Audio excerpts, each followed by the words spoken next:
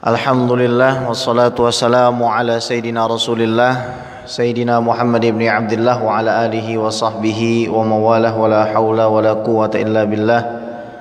Ashhadu an la ilaha illallah wa ashhadu anna sayyidana wa maulana Muhammadan abduhu wa rasuluhu la nabiyya wa la rasula ba'dah.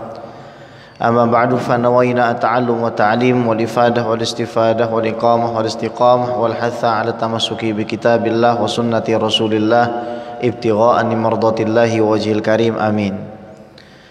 Alhamdulillah wa syukrulillah, Allah Subhanahu wa taala izinkan kita semua berkumpul di tempat yang mulia ini. Sebelum kita mulai kajian, saya ingin meminta maaf dan ucapan terima kasih sebesar-besarnya kepada panitia, tim Karib, dan juga muhibbin dan muhibbat sekalian, karena tidak ada unsur kesengajaan.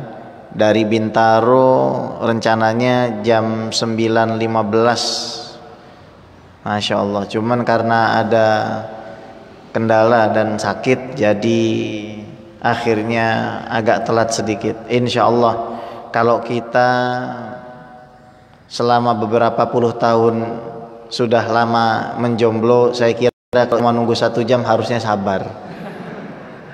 Nunggu jodoh aja bertahun-tahun kalian gak dapat sabar, kok nunggu saya 1 jam gak sabar, ya keterlaluan namanya itu. Ya, tema kita adalah banjir ampunan. Prinsip di dalam meminta ampun kepada Allah Subhanahu wa taala ada 3. Pertama, menyesal.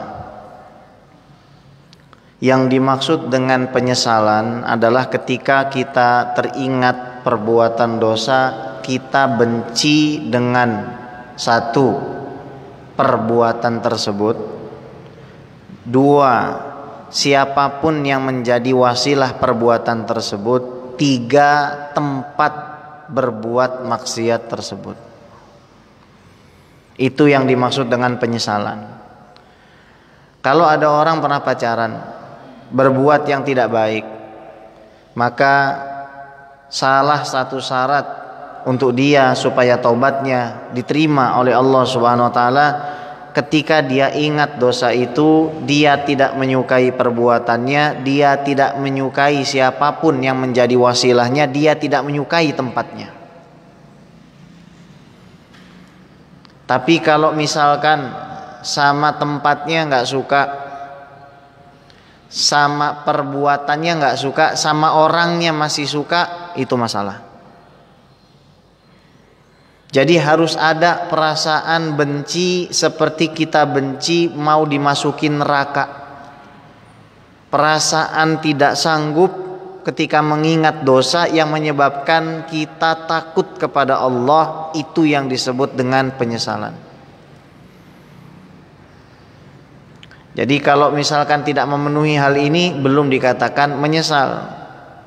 Kecuali seseorang yang menjadi partner maksiat kita sudah bertobat, nah itu lain urusannya. Tapi kalau kita masih suka bergaul sama mereka, misal nih ada orang LGBT, dia sudah bertobat ngakunya, tapi masih mau bergaul dengan teman-teman yang bisa menyeret dia ke kubangan yang sama, berarti tobatnya belum diterima. Jadi urusan tobat ini teman-teman, bukan sekedar masalah kita dengan Allah, tapi setiap wasilah, setiap perantara yang menjadikan kita berbuat dosa itu harus kita tinggalin, harus kita benci. Oke. Yang kedua, tidak melakukan perbuatan yang sama. Artinya setelah dia menyesal, dia nggak pernah berbuat hal yang membuatnya menyesal. Contoh, dulu pernah pacaran, nyesel, dia nggak suka dengan perbuatannya, dia nggak suka dengan orangnya, dia nggak suka sama tempatnya, tapi masih bikin, tobatnya belum diterima. Yang ketiga, berjanji tidak akan mengulangi. Nyeselnya dapat, nggak berbuatnya dapat, tapi tidak janji. Ketika kita tanya kepada seseorang yang mau hijrah, kamu siap nggak komitmen tidak pacaran Saya tidak tobatnya sudah diterima belum? Belum diterima. Jadi 3 ini harus komplit, masing-masing harus bisa dipenuhi. Tapi kalau misalkan kesalahan itu ada kaitannya dengan manusia, maka tambah lagi satu syaratnya, harus meminta maaf, harus berupaya mendapatkan ridhonya. Kalau hutang bayar, sampai-sampai kata Nabi, orang yang mati syahid nggak bisa masuk surga kalau utangnya belum dibayar. Karena teman-teman yang harus kita pahamin, kalau dosa sama Allah saja itu masih lebih ringan. Artinya kalau kita tulus minta ampun sama Allah, Allah pasti akan berikan maaf. Apalagi di bulan Ramadan, yang para ulama itu mengatakan baca subhanallah 1 kali di bulan Ramadan, kata para ulama setara dengan 82.000 kali baca subhanallah di luar Ramadan 1 kali. Maka orang yang gak beristighfar di bulan Ramadan miskin dia, rugi dia, karena disetarakan 82.000 kali istighfar di luar bulan Ramadan. Jadi disebut dengan istihlal atau tolabul halal, meminta kehalalan dari orang yang pernah kita sakiti. Bib, kalau misalkan mutusin mantan termasuk zolim nggak? Haruskah saya meminta maaf kepada mantan saya yang saya janjikan akan menikah tapi saya pacarin terus saya putusin begitu saja? Wajib antum minta maaf, baik laki-laki maupun perempuan. Kenapa? Ya karena ini juga kaitannya dengan orang. Kalau kita PHP-in orang, siapa di sini tukang PHP? Kalau kita PHP-in orang, terus kita tinggalin tuh orang begitu saja tanpa ada permintaan maaf, tanpa ada perasaan menyesal, oh berarti kita sudah berbuat zolim. Karena kita sudah menjerumuskan seseorang ke dalam kemaksiatan, kemudian kita tidak mau untuk meminta maaf kepada dirinya. Nah, itu kan berat kan konsekuensinya. Jadi orang putus itu bukan hanya mesti ninggalin dosa ya, tapi malah bisa jadi kalau dia nggak minta maaf nambah dosa, meskipun dari cara yang lain. Ini kalau kita bicara dalam tatanan normatif teman-teman. Dan semua ini harus kita penuhi sebagai satu rangkai yang mana dapat menghantarkan kita kepada ridhonya Allah Subhanahu wa ta'ala. Kalau kita lihat di sepanjang perjalanan para sahabat Nabi, dosa-dosa yang dibuat oleh para sahabat Nabi itu bukan dosa-dosa yang sederhana. Mengubur anak perempuan hidup-hidup itu gak sederhana urusannya. Membunuh itu gak sederhana urusannya. Pernah mau membunuh Rasul itu juga gak sederhana dosanya. Tapi semua mereka diampuni dan derajatnya diangkat oleh Allah Subhanahu wa ta'ala. Contoh Sayyidina Umar ibn Khattab, beliau tadinya mau membunuh Rasul, Al-Quran dibanting. Ya kalau hukum membanting Al-Quran, menghinakan Al-Quran ya sudah kafir namanya. Ya tapi Sayyidina Umar waktu itu masih dalam keadaan belum beriman. Ketika Sayyidina Umar bin Khattab mendatangi Rasul, melihat wajah Rasul, memegang tangan Rasul, mencium kulit Rasul, berubah. Allah angkat derajat Sayyidina Umar bin Khattab menjadi seseorang yang rankingnya itu nomor 2 setelah Sayyidina Abu Bakar. Padahal mantan pembunuh, pernah bunuh anaknya sendiri, tapi tetap diangkat derajatnya oleh Allah. Kenapa? Karena hatinya bersih. Di bulan Ramadan ini ada amalan yang kualitasnya di atas sholat tahajud. Apa itu? Salamatus sadr, selamatnya hati kita dari kebencian, selamatnya hati kita dari kemunafikan, selamatnya hati kita dari kekufuran, selamatnya hati kita dari rasa hasad kepada orang lain, selamatnya hati dan batin kita dari menginginkan keburukan pada orang lain meskipun mereka yang pernah menyakiti kita. Itu ibadah yang sangat tinggi. Ibadah hati itu kualitasnya pasti ada di atas ibadah zahir. Meskipun ibadah zahir adalah perwujudan dari ibadah hati. Contoh sholat duhur, sholat asar, sholat isya, sama-sama 4 rakaat.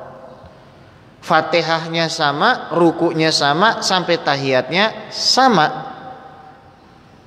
Tapi apa yang membedakan sholat duhur, asar, dan isya? Niatnya. Hatinya yang membedakan itu. Setiap dari kita bisa baca astaghfirullah, astaghfirullah, astaghfirullah, astaghfirullah, taibuna ilallah, taibuna ilallah. Kita bisa membacanya, tapi kualitasnya berbeda. Nabi beristighfar 1 hari 100 kali. Kira-kira 100 kali istighfarnya Nabi dibandingkan seumur hidup istighfar kita, sama atau beda? Yang membedakan apa?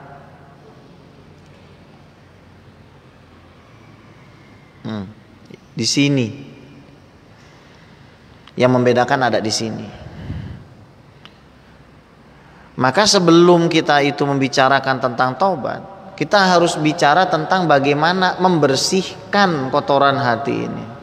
Karena terkadang ada orang hijrah, dia berganti pakaian, akan tetapi justru malah terperangkap di satu kubangan yang jauh lebih berbahaya, yaitu kubangan sombong.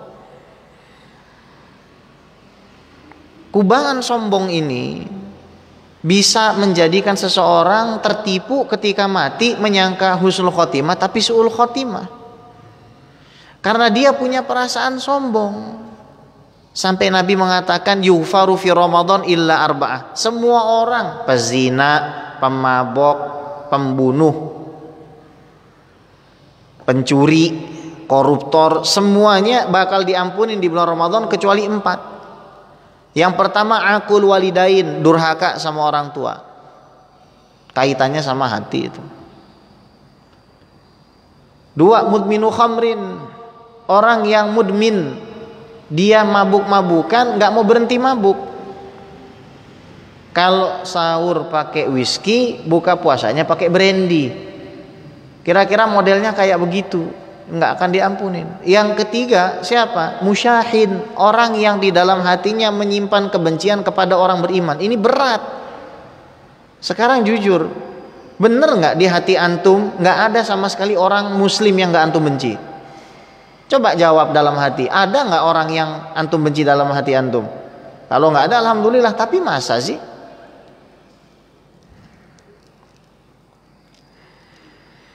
Jangan sampai kita simpen itu. Meskipun orang itu zalim, meskipun orang itu zalim. Saya ceritakan. Pernah suatu hari saya ingin bikin satu acara untuk seseorang karena memuliakan beliau dan istrinya. Kita bikin acara, kita persiapkan mulai makanannya, tempatnya. Tapi karena satu dari beberapa hal, akhirnya di jalan justru malah beliau itu marah. Padahal hal yang sangat sepele, karena waktu itu putri saya lagi sakit, saya meminta agar anaknya beliau jangan main dengan putri saya dulu, karena anaknya juga lagi sakit. Gara-gara itu sensitif dan marah. Akhirnya tidak jadi acaranya, padahal makanannya sudah disediakan. Akhirnya makanannya ya kita bagi-bagiin ke orang yang ada di sekitar situ. Kalau kita menyimpan perasaan dendam, perasaan kesel, itu akan menggerogoti jiwa kita. Kita nggak akan bisa terbang menuju hadirat Allah Subhanahu wa ta'ala, membawa apa yang disebut dengan qalbun salim, hati yang selamat. Yauma la yanfa'ul malu wala banun illa man atallaha biqalbin salim. Hari itu la yanfa'u malu wala banun, harta nggak bisa kasih manfaat, anak nggak bisa kasih manfaat, kecuali orang yang mendatangi Allah dengan hati yang selamat. Pada suatu malam saya pergi ke Bogor. Di Bogor ada Maulid Nabi. di atas gunung. Saya tidak pernah sekalipun mentarif na'udzubillah tsumma na'udzubillah. Dan tidak pantas bagi seorang ulama, seorang habib, bahkan seorang ustadz untuk menarif daripada pengajian-pengajian, apalagi kalau sampai di kampung di atas gunung itu. Tapi qadarullah, saya dikasih amplop itu setebal ini. Ini kira-kira kalau uangnya merah segini berapa? Bukan merah 100 rupiah yang dulu itu ya. Bukan itu ya. Ini merah yang 100 ribuan itu segini. Terus saya pergi ke BSD untuk ngajar. Dari Bogor tidur di SPBU di rest area, kemudian mengajar di Masjid Al-Hakim kalau saya nggak salah waktu itu. Setelah dari Masjid Al-Hakim, kebetulan yang bersangkutan rumahnya di BSD.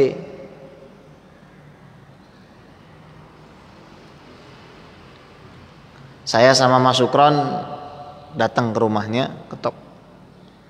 Assalamualaikum. Kaget. Jadi semua amplop itu kami berikan. Tasbih yang sampai sekarang saya nggak nemu lagi, warnanya putih terbuat dari tulang, bagus. Terus minyak wangi yang saya impor dari Arab saya kasihkan.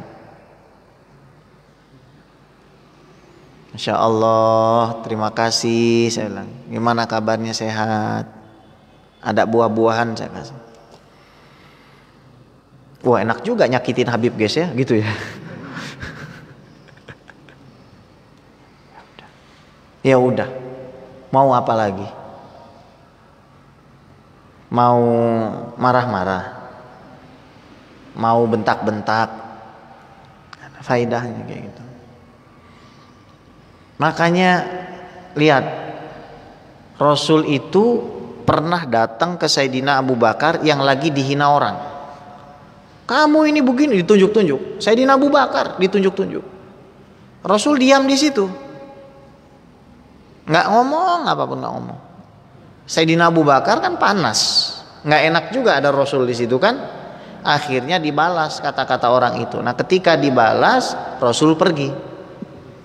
Sayyidina Abu Bakar kaget, disusul Rasul. Ya Rasulullah, wahai kekasihku, apakah engkau ini marah? Aku kan hanya membalas apa yang disampaikan oleh orang itu. Tahu nggak kata Rasul?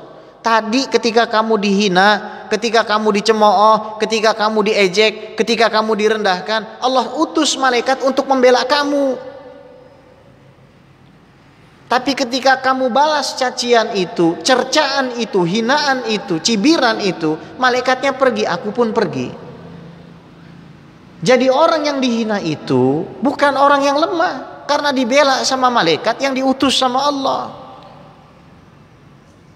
Tapi ketika kita balas-balasan, cibir-cibiran, hina-hinaan, di situ bukan lagi yang terjadi islah bainan nas. Nggak dapat kita maghfirah di situ. Udah biarin aja. Beb, ana diputusin, beb, di PHP-in, beb. Biasanya cowok di PHP-in itu lebih sakit hati dari cewek di PHP-in. Kalau cowok di PHP-in itu biasa nyimpennya luar biasa lama itu. Kalau cewek itu lebih gampang maafinnya. Kadang-kadang kalau buaya itu balik lagi masih diterima. Kalau cowok nggak bakal. Sekali itu cowok udah di PHP-in, muntah darah dia. Nggak bakalan mau, susah banget maafinnya. Seandainya pun begitu ikhwan, kamu pernah di PHP-in orang, bahkan udah bayar uang DP mahar gitu kan. Udah gitu nggak dibalikin, tiba-tiba dia nikah sama orang, udah ikhlasin aja. Insya Allah perempuan nggak cuma satu. Iya bib, tapi yang mau sama saya nggak ada, itu urusan sendiri. Insya Allah yang mau sama antum banyak dan lebih banyak. Kenapa? La in syakartum la azidannakum. Kalau kamu bersyukur saya tambahin kok. Implementasi syukur itu adalah apa? Mudah maafin orang yang nyakitin kita, itu syukur. Terus yang keempat yang gak akan diampuni sama Allah di bulan Ramadan siapa?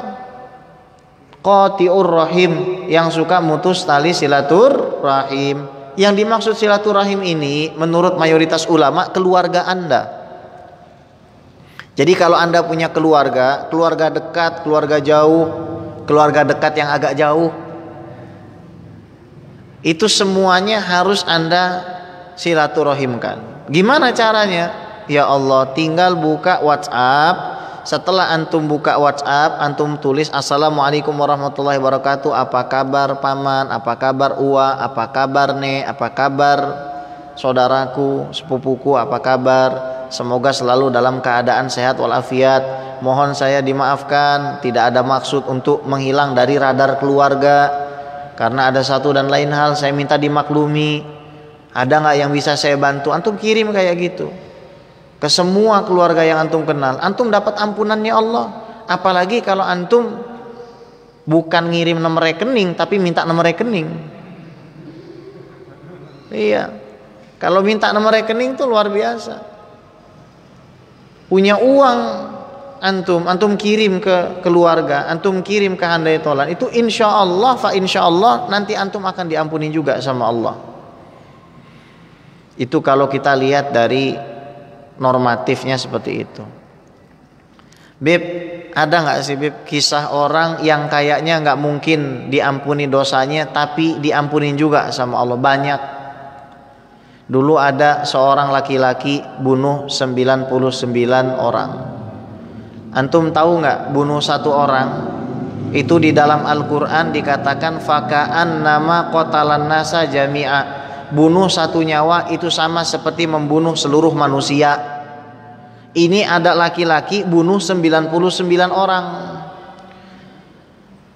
Dia cari orang soleh, ketemu rahib. Rahib ini bilang begini, kamu gak mungkin diampuni dosanya karena kamu sudah bunuh 99 orang. Gak ada dosa yang lebih besar dari dosa kamu. Akhirnya rahib tersebut jadi orang yang ke-100 yang dibunuh orang itu. Dia minta lagi sama Allah, ya Allah tolong tunjukkan kepada saya seseorang yang bisa mengarahkan saya untuk pulang kepadamu. Antum kalau mau tobat minta guru. Antum gak punya guru, susah jalan antum buat taubat. Gak akan sempurna dan lancar jalan antum meniti jalan menuju Allah Subhanahu wa ta'ala tanpa wujud seorang guru. Ditemukan oleh seorang alim dan alim ini mengatakan, kamu harus tinggalkan tempat ini. Syarat kedua, setelah antum ketemu guru, tinggalkan lingkungan yang jelek, komunitas yang buruk itu antum harus tinggalkan. Meskipun itu keluarga antum sendiri, meskipun antum akan dicibir, tinggalin.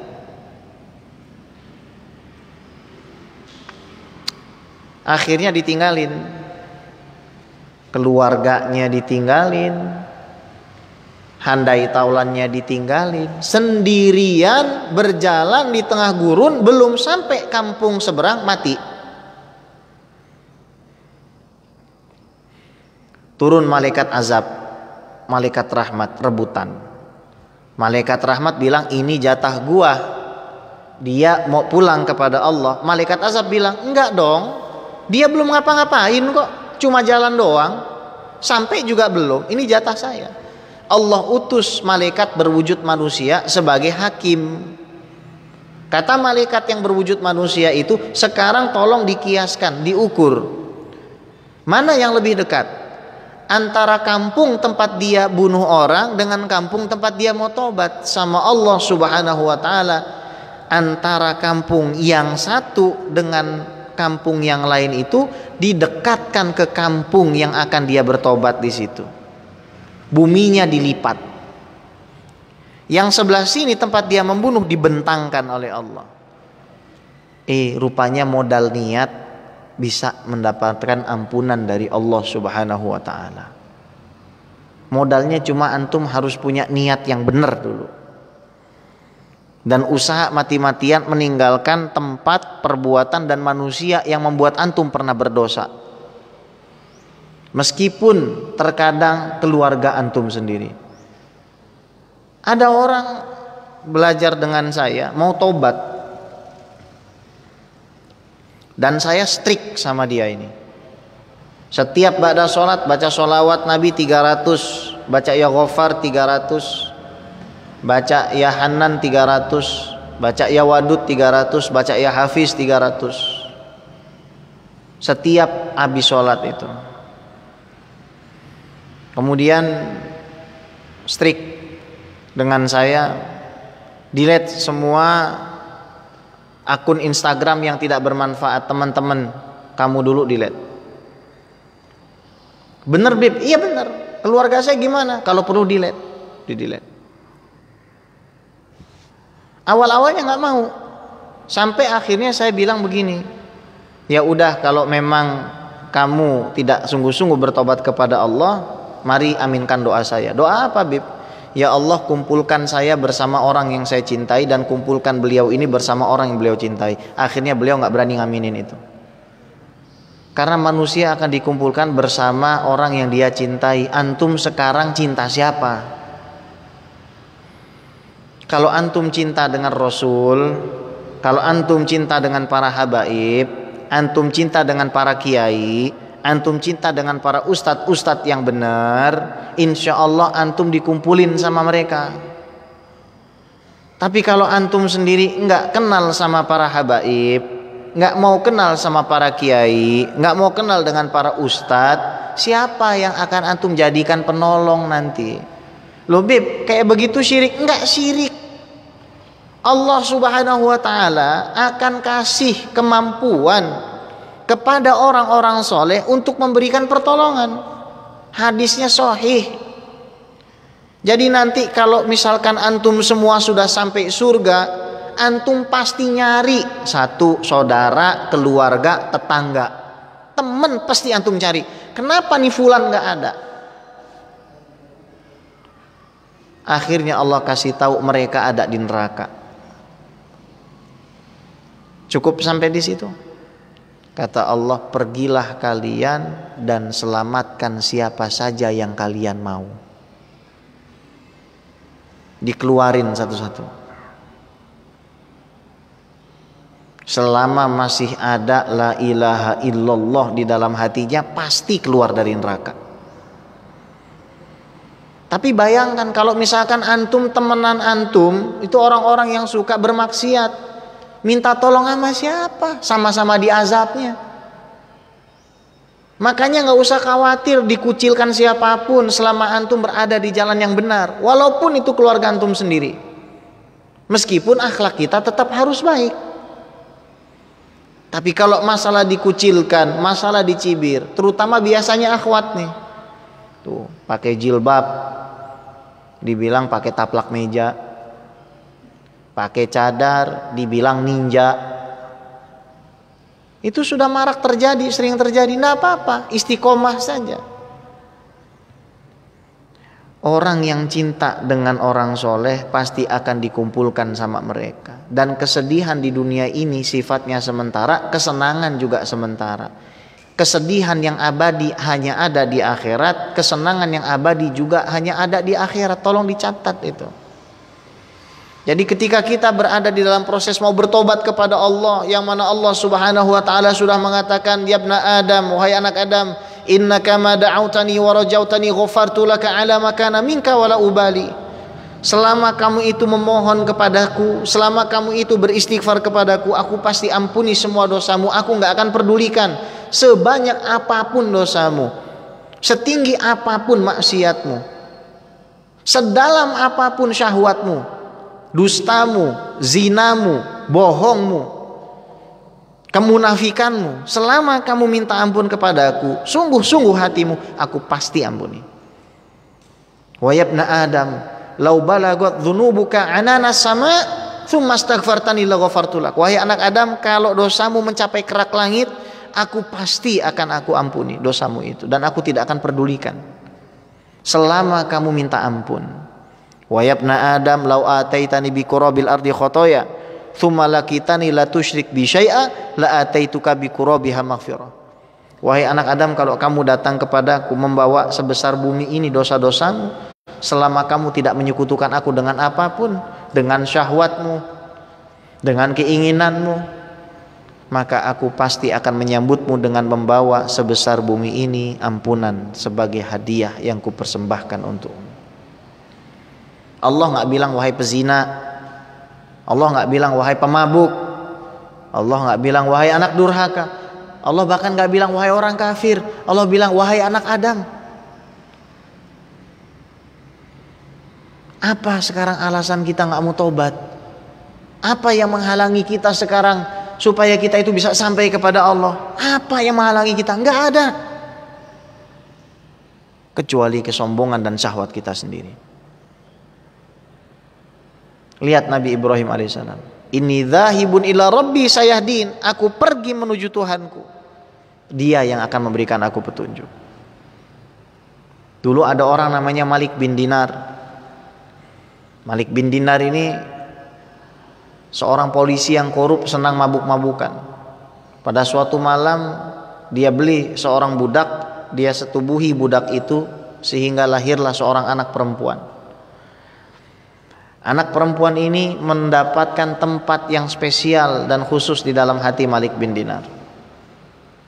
Karena setiap pulang itu bawa bir, bawa minuman keras, dia sering itu Malik bin Dinar letakkan minuman kerasnya itu di lantai. Anak yang masih kurang 2 tahun itu selalu memecahkan botolnya. Dan Malik bin Dinar tidak berkomentar apapun karena cinta dengan anak ini. Sebelum sampai umur 2 tahun anak itu mati. Malik bin Dinar sedih, tapi masih terus mabuk. Malam Jumat belum sholat isya tidur Malik bin Dinar. Tiba-tiba bermimpi dia berada di neraka, dikejar oleh ular yang matanya berwarna biru. Kemudian dia melihat seorang kakek tua yang renta, berpakaian putih, harum, kurus badannya. Lalu dia berkata, "Kek, tolong selamatkan saya nggak bisa nyelamatin kamu nak. Sekarang kamu pergi lari sejauh-jauhnya." Hampir saja Malik bin Dinar masuk ke dalam neraka di mimpinya itu, sehingga ada suara memanggil, "Pergilah kamu, tempatmu bukan di situ." Lihat, pemabuk, pezina, tempatmu bukan di neraka. Datang lagi Malik bin Dinar kepada kakek itu. Akhirnya kakek itu mengatakan, "Kalau ular itu mengejarmu lagi, kamu pergi ke gunung yang terbuat dari perak itu. Di gunung yang terbuat dari perak itu ada simpanan orang beriman." Apa simpanan orang beriman? Amalan yang dia tidak anggap, amalan yang dia lupakan, amalan yang mungkin gak signifikan di mata kebanyakan orang, tapi signifikan di mata Allah. Ular itu datang lagi, lari Malik bin Dinar masuk ke dalam gunung tersebut. Ketika ular itu hendak memakan Malik bin Dinar, maka ada tangan yang terulur menarik Malik bin Dinar, dan tangan kiri menyentuh ular tersebut hingga ular tersebut lari tunggang langgang. Lalu ternyata ketika Malik bin Dinar nengok, itu tangan putrinya. Karena anak kalau mati sebelum baligh, dalam riwayat yang lain mati sebelum dia itu sempat dilahirkan, dalam riwayat yang lain mati di bawah umur 2 tahun, maka dia bisa menyeret orang tuanya masuk ke dalam surga. Aku adalah anakmu, aku adalah putrimu. Lalu siapa orang tua itu? Orang tua itu amalmu, amalmu sedikit. Makanya dikasih wujud orang tua yang kurus, gak bisa menyelamatkan. Ular itu adalah kejahatanmu. Alam ya'ni lil ladzina amanu an takhsha' qulubuhum li dzikrillah. Lalu dibacakan ayat oleh anaknya, bukankah sudah tiba waktunya bagi orang yang beriman untuk bertobat kepada Tuhannya? Bangun Malik bin Dinar, berubah dia menjadi seorang wali min auliyaillah. Itu kisah pemabuk dan pezina. Saya yakin antum semua bukan pemabuk dan pezina. 100 tahun yang lalu ada ulama namanya Mula Said Ramadan Al-Buti. Mula Ramadan Al-Buti ini ulama besar di Suriah. Di malam-malam bulan Ramadan beliau tidak pergi ke masjid, tapi pergi ke tempat pelacuran. Paginya tidak ke masjid, tapi ke tempat pelacuran. Malam-malam. Dia tanya, siapa PSK yang paling mahal harganya di sini? Dipanggil. Saya ingin bayar kamu. Ditumpuk uang. Nggak diterima, ditumpuk uang. Sampai akhirnya uang itu menumpuk tinggi, diterima. Ya Syekh, hendak apa? Ikut saya. Diajak oleh Mullah Ramadan berserta murid-muridnya ke satu tempat. Di situ ada tempat wudhu dan tempat sholat. Saya cuma pengen kamu berwudhu dan sholat 2 rakaat. Ngeluarin uang ratusan juta supaya bikin orang itu sholat. Saya nggak menginginkan apapun dari tubuh kamu. Saya pengen kamu wudhu sholat. Sanggup nggak kita kayak gitu? Belum tentu sanggup gitu. Ngebayar orang buat sholat. Saya bayar kamu buat sholat. Habib Hasan Assegaf Pasuruan, mertuanya Al Habib Taufik bin Abdul Qadir Assegaf Pasuruan, Maula Pasuruan itu kalau belum sholat asar keliling pasar ngasih duit 10.000 sama preman. Yang tak kasih duit 10.000 ini ke masjid. Atau kadang beliau bilang, siapa yang sholat asar sampai selesai wiridan tak kasih 10.000. Ajib ya.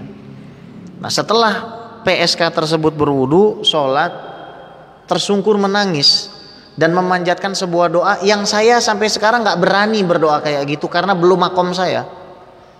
Apa doanya? Ya Rabb, wahai Tuhan, ma'abadtuka tami'an fi jannatika wala khaufan min narika.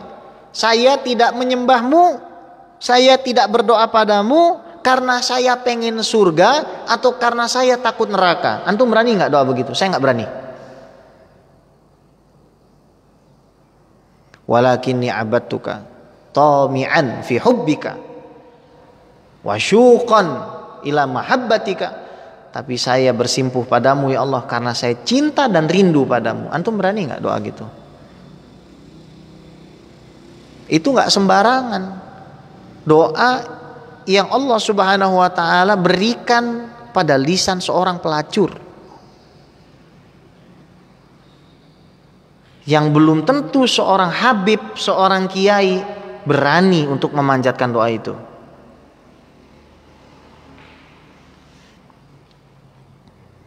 Itu taubat.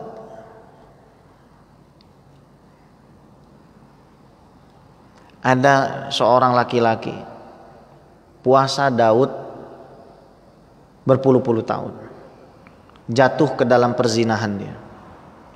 Kebayang nggak perasaannya dia? Puasa Daud bertahun-tahun tiba-tiba hancur hatinya. Dia mandi wajib. Setelah mandi wajib tiba-tiba ada pengemis datang. Saya belum makan. Saya cuma punya sepotong roti. Silahkan Bapak makan saja roti itu, Pak. Setelah Bapak itu makan, dia berdoa, ya Allah, seandainya aku berikan roti itu semata-mata karena aku mengharapkan ampunan-Mu, dan aku mengenyangkan salah satu dari hamba-Mu karenamu, tolong ampuni dosa zinaku. Mati pada saat itu orang itu. Tak, husnul khotimah. Seorang pelacur pulang bekerja, melihat anjing yang kehausan. Dia terjun ke bawah sumur.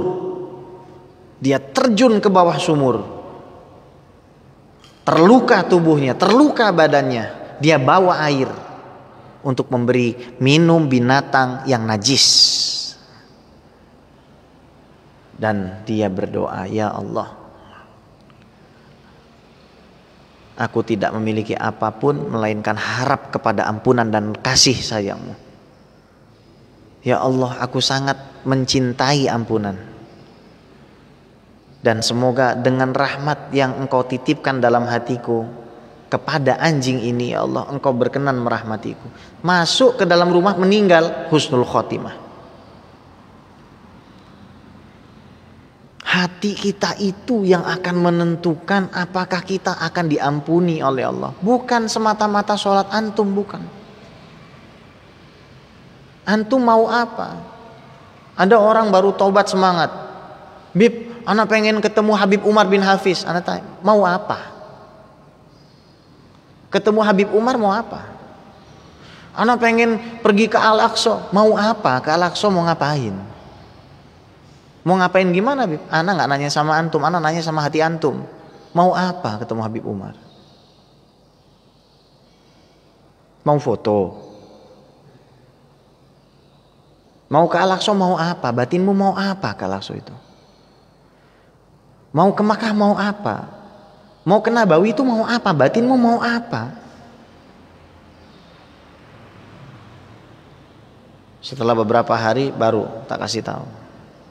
Nanya kan, Habib kemarin beberapa hari ngomong begini, maksudnya apa?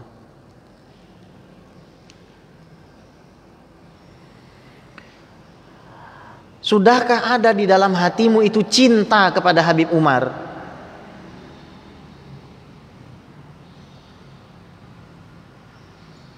Buat apa kamu mau ketemu orang seperti beliau? Mau apa? Mau ke Al-Aqsa? Sudahkah tertanam cinta dirimu kepada Al-Aqsa? Tahukah kamu di situ debu-debu para nabi? Di situ sholat puluhan ribu nabi di belakang Nabi Muhammad SAW. Tahukah kamu betapa mulianya tempat itu? Mau apa datang ke sana? Mau apa? Ke Madinah mau ngapain? Mau foto? Sementara ada Rasulmu yang tinggal di situ, hidup di situ. Mau apa? Kamu pergi ke Mekah mau apa? Hatimu loh yang akan menentukan semuanya. Dan semuanya kaitannya juga dengan ilmumu. Semakin kamu tahu, semakin kamu berilmu, tempat-tempat yang akan kamu kunjungi, siapa yang kamu hadapi, semakin besar pahala kamu di sisi Allah. Nggak sama. Langkah kaki orang yang merindukan Rasul pergi ke Madinah walaupun cuma 1 kali dengan yang haji puluhan kali, tapi hatinya gak punya mahabbah.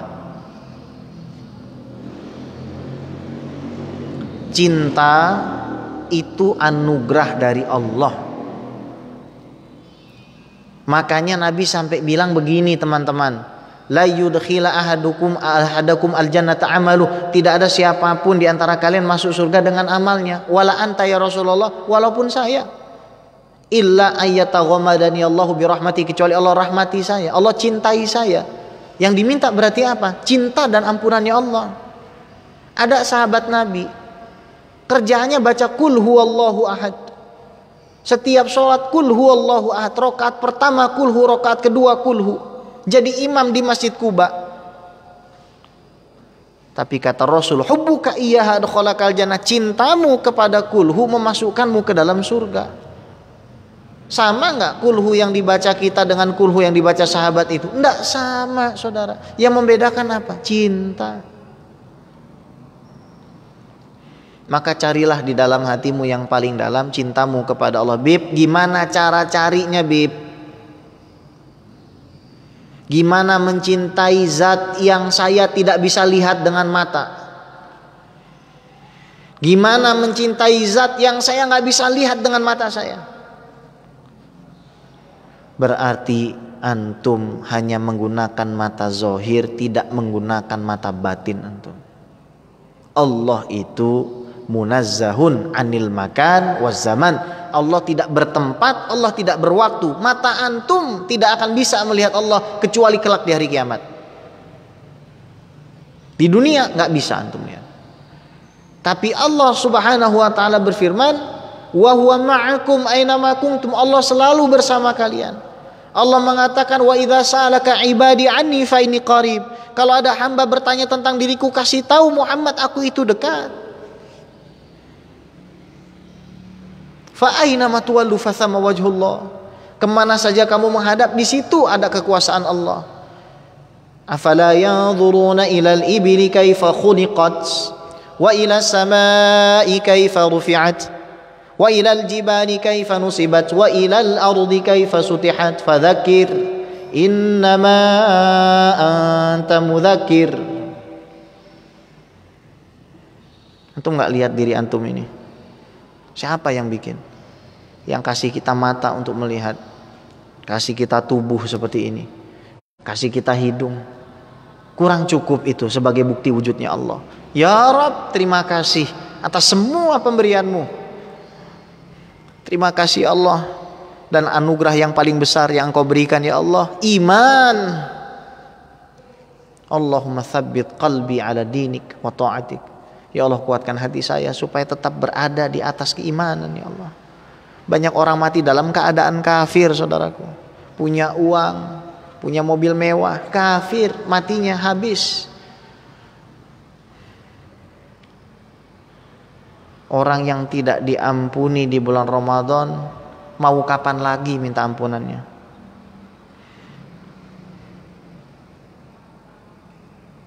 Di sini semuanya pendosa. Yang ngomong ini pendosa, yang diajak ngomong ini pendosa. Kita semua berdosa. Tapi Allah Subhanahu wa taala mengatakan, aku pasti akan mengampuni dosamu selama kamu meminta ampun. Bib, tapi saya selalu jatuh ke dalam kesalahan yang sama. Kamu jatuh berapa kali? 1.000.000 kali. Allah Subhanahu wa taala ampunannya berjuta-juta kali lipat. Selama matahari itu belum terbit dari barat, antum masih bisa bertobat.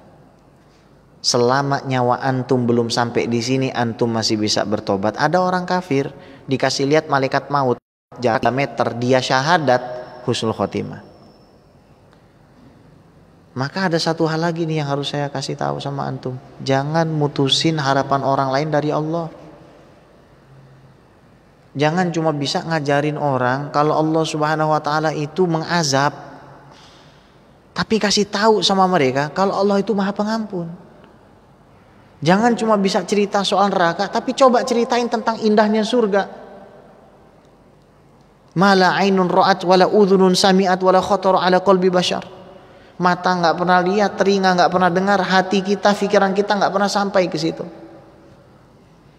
Ceritakan kenikmatan ketika nanti di surga bersama Nabi Muhammad sallallahu alaihi wasallam. Melihat Nabi Muhammad sallallahu alaihi wasallam.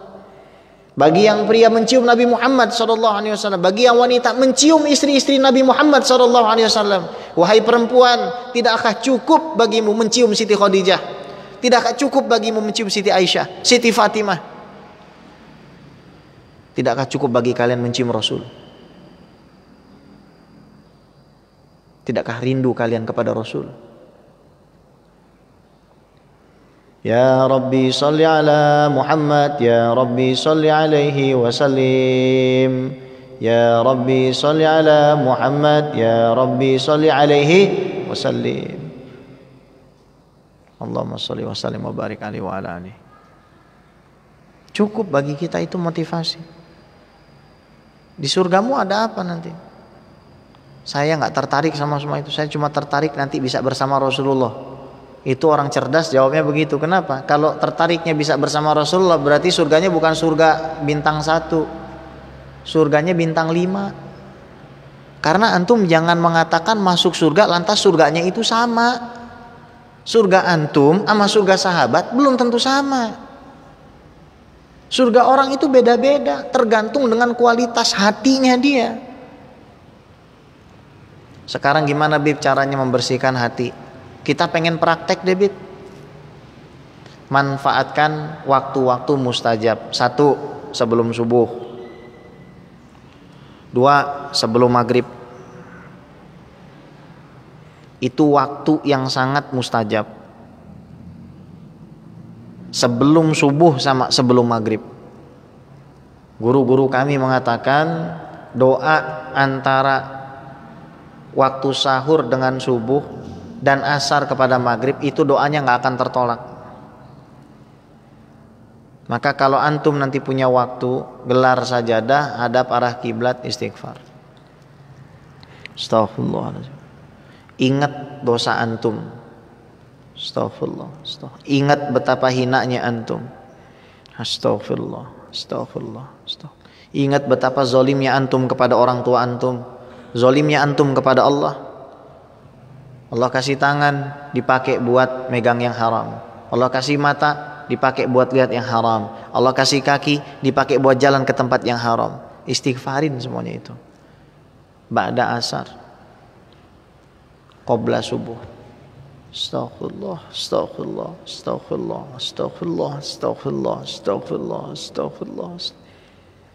Cari semua dosa-dosa antum, istighfarin. Itu hati yang kotor seperti digosok amplas. Sek. Semakin antum istighfari, tergosok itu. Kerikil-kerikil dosanya itu hilang. Akhirnya ketika batin antum suci, batin antum bersih, cahaya Allah itu mudah sekali untuk memantulkan sinar kepada antum dan orang lain. Akhirnya apa? Antum jadi orang yang dicintai makhluk Allah.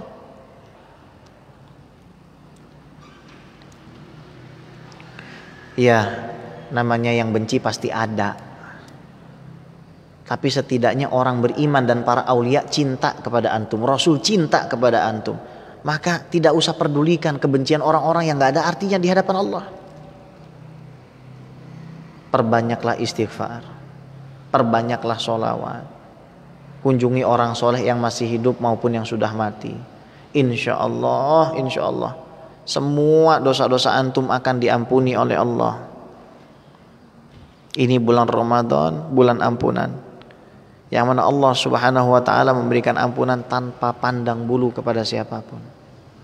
Gerakkan lidah antum untuk selalu mengatakan Astaghfirullahalazim, Astaghfirullahalazim, Astaghfirullahalazim.